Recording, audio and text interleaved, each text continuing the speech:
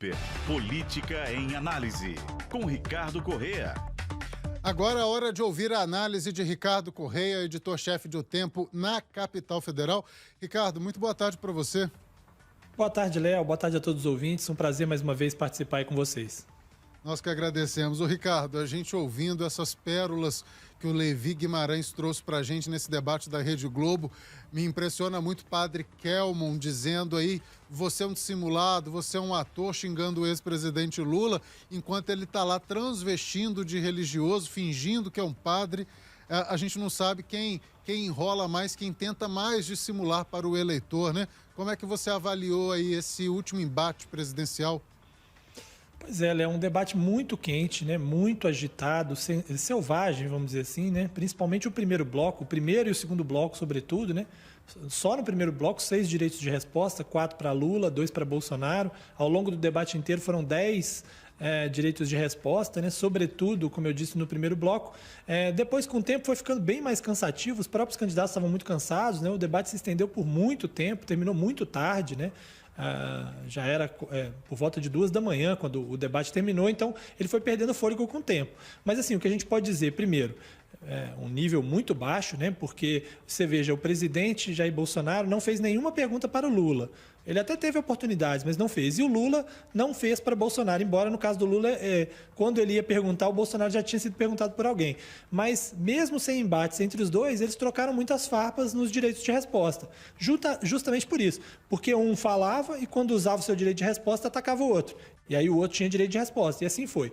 Então, um debate do ponto de vista de propostas ficou muito aquém do esperado, como a gente pôde ver, mas do ponto de vista de entretenimento, para quem gosta de ver o debate como confusão, né? Porque o eleitor também tem isso, né? Ele gosta de ver o debate para ver as brigas, ver as confusões. Acabou sendo um debate com muito tempero, né? O horário não foi muito bom para a audiência, mas com muito tempero. Agora, esse episódio especificamente do padre Kelmon é realmente um episódio absolutamente pitoresco, né? Um cidadão que entrou para ser candidato depois que Roberto Jefferson foi retirado da disputa, que claramente faz uma campanha para o presidente Jair Bolsonaro, né? Mesmo depois do debate, na entrevista, ele foi perguntado se ele apoiava a reeleição do presidente Jair Bolsonaro, lembrando, mais uma vez, que ele é candidato, e ele disse que as pessoas poderiam escolher qualquer um dos dois. Então, assim, evidentemente, estava lá fazendo um papel. E essa questão mesmo de ser padre ou não é um grande questionamento, porque, assim, ele, na verdade, se auto-intitula padre de uma igreja ortodoxa, que não é a igreja ortodoxa que todo mundo conhece, que tem origem síria, ligada... Então, assim, ele é ligado a uma igreja ortodoxa do Peru, que, por sua vez, foi fundada a partir de uma outra denominação bielorrussa, cujo fundador foi excomungado, enfim. Não pode ser chamado de padre propriamente dito, embora ele se diga assim e fez um papel que a gente viu. Eu não conseguia sequer deixar que o outro falasse, né, para poder falar também. E teve alguns embates com o Lula e com a Soraya Tronic, sobretudo, né? Eu acredito, Ricardo, que tinha que ter algum mecanismo legal para impedir que essas pessoas tentassem ludibriar o eleitor dessa maneira, porque assim, igual, por exemplo, até mesmo das vestimentas, né? Ele usa ali símbolos, igual a cruz, aquela corrente que é muito ligada à Igreja Católica e que é instâncias superiores, né? Bispos, cardeais, usa um chapéu que ninguém sabe que chapéu é aquele, porque andei pesquisando aqui, igreja nenhuma utiliza um chapéu como aquele, uma batina totalmente estranha que é mais ligada à Igreja Ortodoxa, mas que a Igreja Ortodoxa no Brasil não o reconhece como sacerdote. Enfim, eu acho que tinha que ter um mecanismo legal para impedir que essas pessoas ficassem lá fazendo papel de palhaço e tentando enganar o eleitor. Mas, enfim, a gente viu também a falta de temas espinhosos que a gente está discutindo nessa eleição e que não foram tocados no debate, né? Igual, por exemplo, a questão da desconfiança em relação ao sistema eleitoral por parte do PL, até mesmo por parte do candidato Jair Bolsonaro. Enfim, esse tema praticamente quase não apareceu. A Soraya Tronic até tentou em algum momento ali fazer essa pergunta, se Bolsonaro aceitaria, respeitaria o resultado da eleição, mas aí ele foi para o embate contra ela, citando aí o pedido de cargos. Enfim, foi um dos momentos que ela ficou muito constrangida também, né? Exatamente. E ela ficou, inclusive, com dificuldade de dar aquela resposta ao presidente Jair Bolsonaro, né? E de forma muito curiosa, porque, veja, o tema não era livre nesse bloco. A pergunta era sobre segurança pública. Ela perguntou se ele daria um golpe já não teria nada a ver, né? Verdade. Ele, por sua vez, respondeu que ela queria cargos, ao que ela respondeu perguntando sobre vacina. E ele respondeu sobre medidas econômicas na pandemia, ou seja, tinha nada a ver com o tema de segurança pública. E foi assim algumas vezes. O Felipe Dávila, em determinado momento, numa pergunta sobre lei de cotas para negros em universidades, perguntou a Lula sobre corrupção. Quer dizer, ninguém seguiu nenhum parâmetro do que estava combinado, né, no debate inteiro. Então, alguns temas acabaram ficando de fora, mesmo temas que estavam previstos para que estivesse. O que teve muito presente foi o tema da fome, né, foi muito tratado, a questão econômica, as dificuldades do Brasil na fome, principalmente. Esse foi um tema. O meio ambiente foi tratado pelo menos 2 vezes, né? Inclusive numa conversa, num embate de Lula com Simone e outra de Simone com o presidente Jair Bolsonaro. Esse tema de meio ambiente também foi. Então, fome, meio ambiente e corrupção, né? Sobretudo com os 2 líderes das pesquisas se acusando de quem seria mais corrupto nessa história. Então, assim, esses foram os temas centrais do debate, né?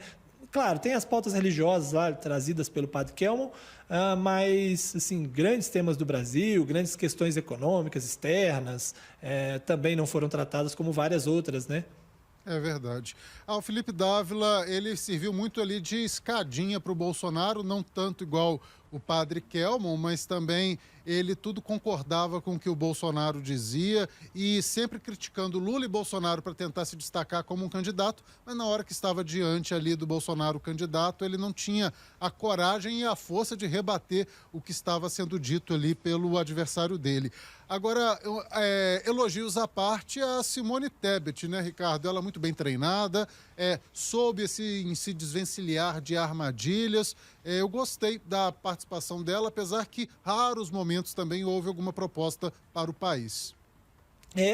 Ela teve uma característica nessa campanha que ela foi melhor nos debates, né, nos 3 debates, do que na campanha propriamente dita. Ela foi melhor no debate do que nas entrevistas, ela foi melhor do debate do que nos discursos de campanha. Então, assim, se a eleição fosse só debate, talvez ela tivesse um pouco melhor do que na eleição como um todo, né? O problema é que a eleição é muito mais do que isso, e aí ela realmente teve essa dificuldade. Agora, eu chamo a atenção porque você falou sobre essa questão do Dávila, né? Que o Dávila, assim como o Kelmon, serviu como uma escada para o presidente Jair Bolsonaro, e a situação só não foi pior para o Lula, considerando que esses 2 faziam ataques mais diretos a ele, que o Ciro, embora tenha feito críticas aos 2, ao Bolsonaro e ao Lula, também fez mais críticas a Lula do que a Bolsonaro, porque tanto Simone Tebet como Soraya Tronic, que se a gente for olhar ideologicamente estão um pouco mais distantes de Lula, fizeram muito mais críticas a Jair Bolsonaro, né? O foco principal delas foi o Bolsonaro, né? E eu chamo a atenção também sobre a Simone, porque ao contrário do Ciro, ela tem uma proposta muito direta nessa campanha. E aí eu não falo de proposta de governo, mas uma proposta de campanha, que ela seguiu igual a campanha inteira, né? O Ciro oscilou, em alguns momentos ele era mais crítico a Bolsonaro, em outros momentos ele era mais crítico a Lula, ele tentou ali mudar de estratégia ao longo da campanha para tentar resolver o problema da dificuldade de quebrar a polarização, enquanto a Simone Tebet ficou numa linha que é criticar mais Bolsonaro, falar muito de pandemia e de fome, né? Foi o foco dela durante a campanha inteira. Então, assim, ela tem uma linha mais reta do que a linha de Ciro Gomes, e isso pode fazer diferença no final, na reta final. Ela pode, muita gente aposta nisso, alguns institutos já começam a mostrar isso, ficar na frente do Ciro Gomes. Eu avalio aí, na minha opinião, o Ciro Gomes se apequenou aí neste debate. Infelizmente, eu acredito, já defendo aí que ele vai sair menor do que ele entrou nessa eleição. Bem, como você disse aí, já tem algumas possibilidades de que a Simone Tebet fique em 3º lugar e não mais Ciro. Ricardo, para a gente poder finalizar aqui e concluindo aí a sua análise, você acredita que a gente vai ver alguma mudança amanhã no IPEC, no Datafolha, outros números e institutos de pesquisa por causa desse debate da Globo? Teve algum vencedor? Olha, eu acho que não. Por causa do debate, não. O debate é muito tarde. A maior parte, a massa de trabalhadores do Brasil não tem condição de ficar até 2 horas da manhã vendo debate. Todo mundo tinha que trabalhar logo cedo, né? Só nós é que realmente precisamos assistir e tal, tivemos que ficar, né? No meu caso, eu fiquei até 3 e depois às 6 eu estava aqui trabalhando, mas no caso do trabalhador comum, ele não tem... e mesmo que veja, você tem votos muito cristalizados de um lado e de outro, e você tem uma massa um pouco menor de indecisos. Agora, isso não quer dizer que a pesquisa Datafolha e o IPEC de amanhã não possam apresentar alguma mudança, que não necessariamente seja ligado ao debate. O debate pode ajudar ali num ponto ou dois, mas com uma disputa tão apertada sobre ser ou não ser decidida no primeiro turno, qualquer pontinho faz diferença, né? E nessa reta final, nesses 3 últimos dias, né, agora faltando 2 dias, é que o voto útil se movimenta. Então saberemos agora se o voto de Simone e de Ciro é um voto firme, que continuará firme e que pode até ganhar mais um pouquinho, ou se é um voto frouxo que pode eventualmente ajudar a Lula a liquidar essa eleição no primeiro turno. Isso aí realmente a pesquisa de amanhã já vai começar a mostrar um pouquinho. Aguardemos. Muito obrigado, Ricardo Correia, editor-chefe de O Tempo em Brasília. Te aguardo no domingo, então, hein, Ricardo? Estaremos aqui numa grande programação. Tenho certeza que você vai participar aí ao longo do dia com muitas análises. Exatamente, pode contar com a gente durante todo o dia, não só eu, como a equipe aqui de Brasília também, lá do Tribunal Superior Eleitoral, aqui da redação, trazendo todos os detalhes dessa eleição, que é uma eleição muito importante para a história brasileira. Um abraço para vocês e até mais.